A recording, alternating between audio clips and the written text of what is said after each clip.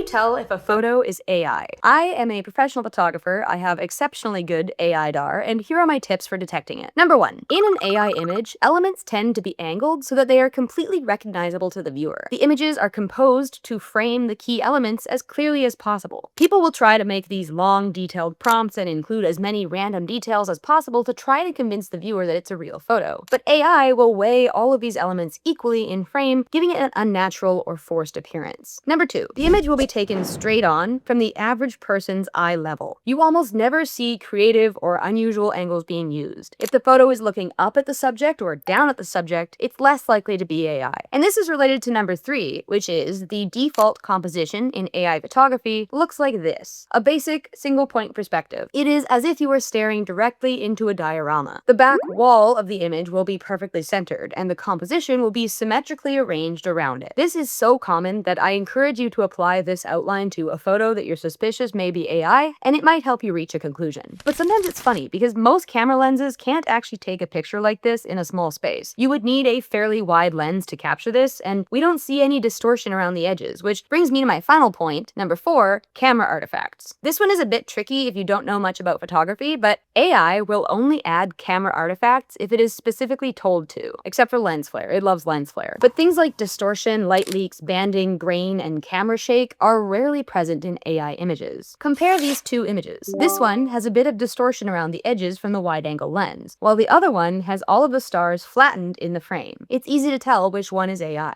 So keep these tips in mind and be wary of what you see online. If you think you see a business trying to pass off AI images as photography, make sure to let them know that you can tell.